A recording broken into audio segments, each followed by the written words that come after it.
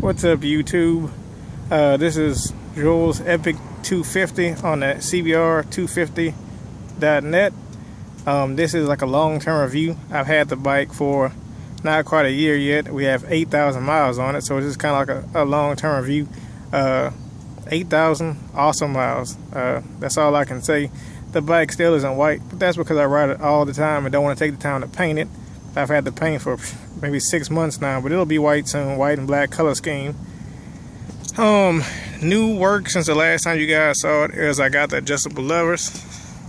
You see the adjustable levers? I know a few people commented that, you know, that's what I need to do. Also, the Elka shock is in and installed. Assuming y'all can see that pretty good. Other than that, the bike is pretty awesome. Reviewing all the mods, you can see my other video. I linked to all the modifications done to the bike. Were they worth it? To me, yes. Sticks to the ground, awesome bike. Probably shouldn't say that, but we'll easily do easy upper 90s on the interstate. I weigh 155, so that's for me on it. A little bit lighter to go a little bit quicker. I mean, that's easy. I mean, it'll do a little bit more than that. That's pretty cool for a 250. Man, other than that, what can I say? Everything still works and functions as it's supposed to. Never any issues with it. The front wheel bearing is starting to squeak now. So, I mean, a few of y'all might get that, but that should be covering the warranty. If not, it's a relatively cheap fix. Besides that, do I regret doing any of the mods? No, it's definitely overkill for a 250. It's not necessary. The tires hook, they grip pretty well.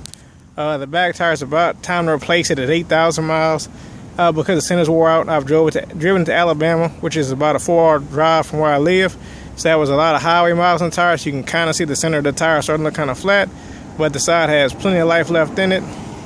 Unfortunately, I don't have that much time to do track days. So for right now, I'm probably going to replace with another Michelin Pilot Power just so I can wear the front and the back evenly. And the next set will probably be some BT 33s or something like that. Something a little sticky, less life, but like I said, I'd rather stick to the road, wear the tires out instead of slide off of it. We've been riding today for a couple hours, and like I said, it's a pretty awesome bike. No major complaints. If I could change anything on it, man, I'd probably actually change nothing, actually. If the CBR 500 was out when I bought this one, I might have gotten the 500. This bike is pretty awesome. Once you get used to riding, like I said, I got 8,000 miles on it. The power is not horrible, but it's not like overwhelming. I mean, you can, you know, I'm not really a stunner, but if you force it to a wheelie first gear, no problem. Still running stock gearing. Fastest thing I think has ever gone is like maybe like 103, I think, on a long flat stretch, like crouched down behind the windscreen. I don't do that often, but it has done it before. And I think that's round about 103, 104 is when this thing with factory gears just, it doesn't have enough juice to do anything else. The air filter is still stock on it. Probably gonna try some K&N pod that someone suggested on my last video in the comments. So I'm actually researching that right now.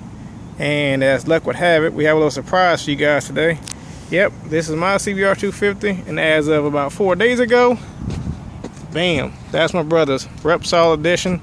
Put the rim stripe tape on it, carbon fiber tank cover, because that paint job is not going to change, so we want to protect it. Still rocking the factory exhaust. We're going to do an exhaust comparison video right after I finish filming this one, so you get to see what the exhaust sounds like from a bone stock factory one compared to my Leo Vinci, which is loud as crap, and but it's awesome.